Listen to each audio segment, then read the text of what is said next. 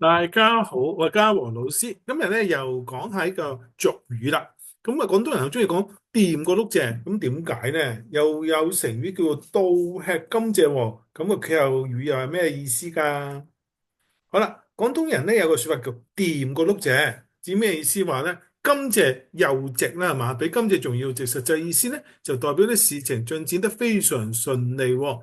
掂廣東話裏邊即係直嘅意思啦。一碌碌碌即一條啊！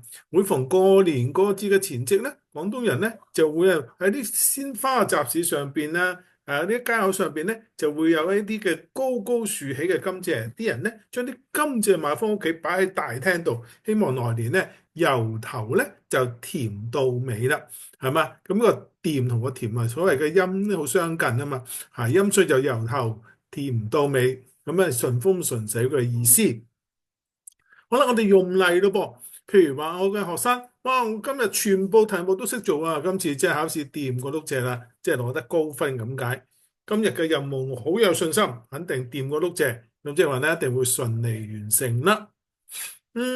有另一個成語咧，就都講甘蔗，倒吃甘蔗喎。嗱，大家試想下，如果咧我哋咧食蔗由根部食起咧，因為嗰個糖分最高，應該最甜噶。但係調翻轉喺個末端，由個頭食起又會點嘅咧？咁呢個典故咧，其實咧就出自於一個東晉好著名嘅畫家，咁啊佢咧就叫做咧顧海之，咁啊畫聖嚟嘅噃，而且佢做人都好幽默噶。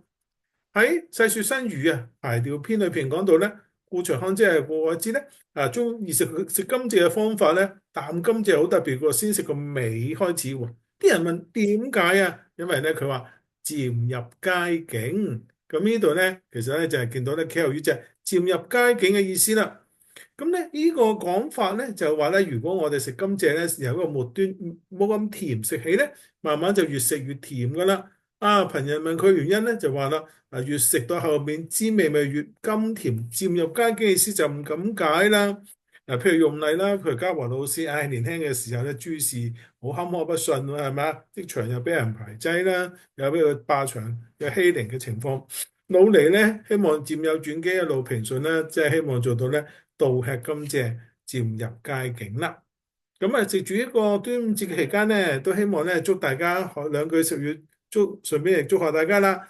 端午節人人精神爽利，順風順水，個個掂過碌蔗啊！今年咧社會經濟希望有氣息，各位親友都能夠倒吃甘蔗，漸入佳境就好啦。如果你中意片，俾佢一字我，或者歡迎留言啊！希望咧我哋有機會再同大家繼續講一啲有趣嘅俗語啊！今日講到先，拜拜。